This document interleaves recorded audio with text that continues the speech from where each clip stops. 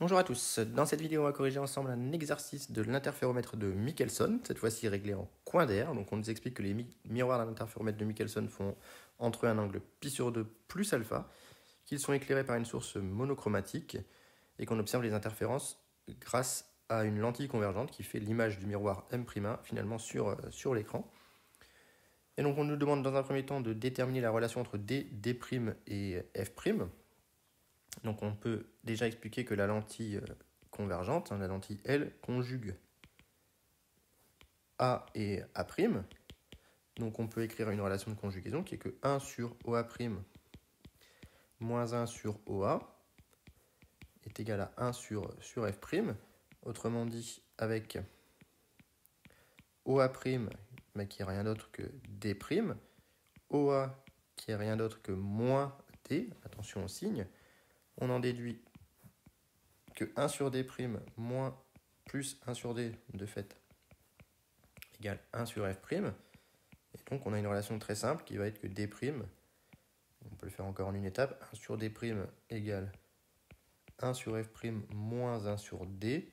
Et donc en mettant au même dénominateur et en passant à l'inverse, on va trouver que D' est égal à F' D divisé par D moins petit f'.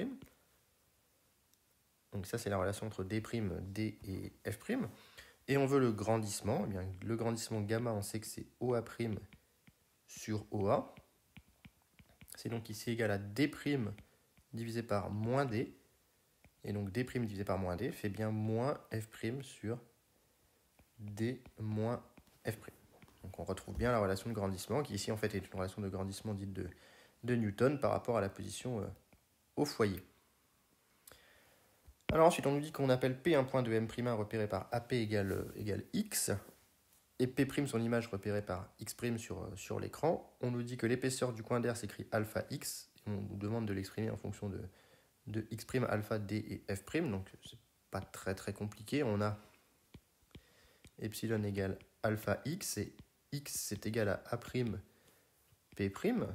finalement, d'après la position sur l'écran. Et donc A', P', c'est égal à gamma fois AP, d'après la définition du grandissement, ici.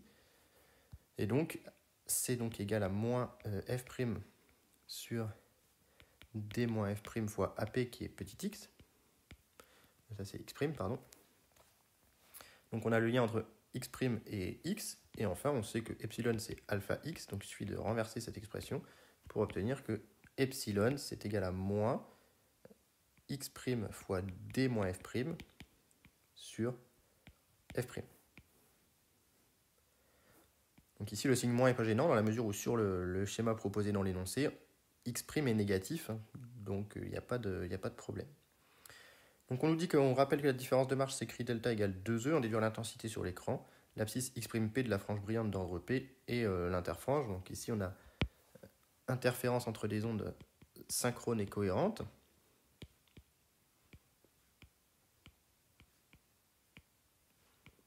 Donc on va pouvoir appliquer la formule de Newton.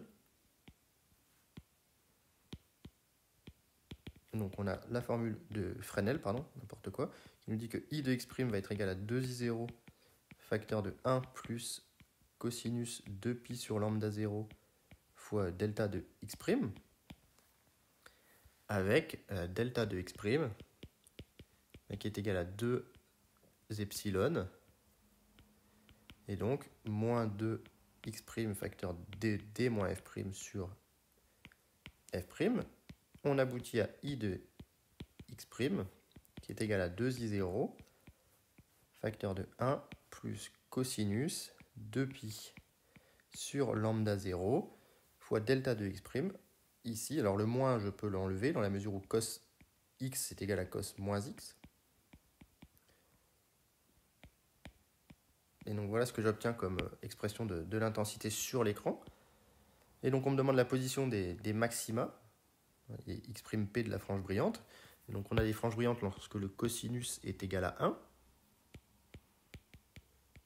Donc frange brillante pour cosinus 2pi sur lambda 0 fois 2x' facteur de D moins F' sur F' est égal à 1. Autrement dit, il faut que l'argument soit égal à 0 modulo 2pi. Donc il faut que 2pi sur lambda 0 fois 2x' indice p fois d moins f' sur f' soit égal à p fois 2pi, où p est un entier relatif, ici.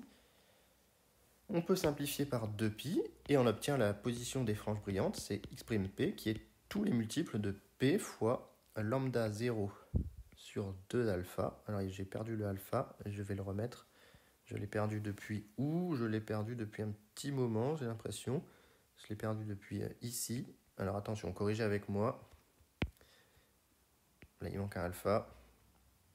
Là, il manque un alpha. Là, il manque un alpha. Là, il manque un alpha. Voilà, donc on retrouve lambda 0 sur 2 alpha, qui est l'interfrange sur le miroir, fois f' sur d moins f', avec p un entier relatif, ici.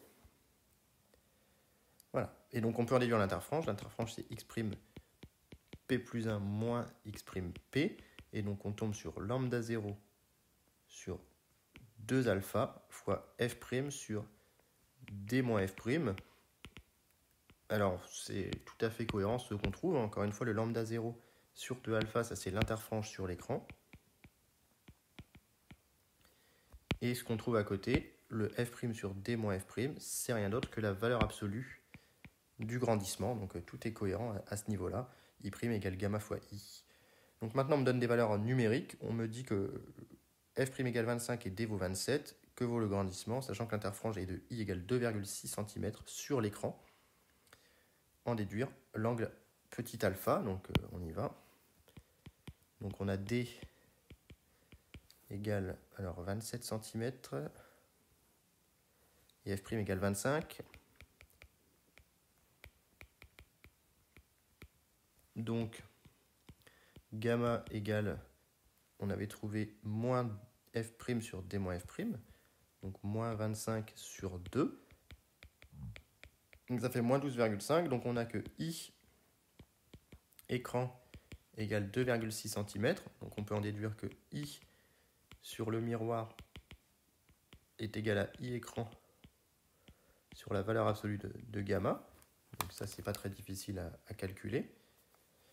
Donc on a bien, je vérifie, 2,6 cm, donc ça fait 2,6 divisé par 12,5. Donc ça fait 0,208 cm, puis on en déduit que alpha est égal à lambda 0 divisé par 2 fois l'interfrange sur le miroir, avec 600 nanomètres, 610 moins 9, divisé par 2 fois 0,208 à bien mettre en mètres, et on tombe sur 1,4 fois 10 puissance moins 4 radians. Et donc on peut le convertir en minutes d'arc. On multiplie par 180 divisé par pi pour l'avoir en degrés, et par 60 pour l'avoir en minutes d'arc. Donc on est sur du 0,5 minutes d'arc. Et donc voilà, 30 secondes d'arc finalement. Donc voilà pour cet exercice sur l'interféromètre de Michelson en coin d'air. Donc je vous rappelle qu'en coin d'air, la différence de marche, elle sera toujours admise et rappelée. Donc ici, elle était donnée ici, delta égale 2 epsilon égale 2 alpha x.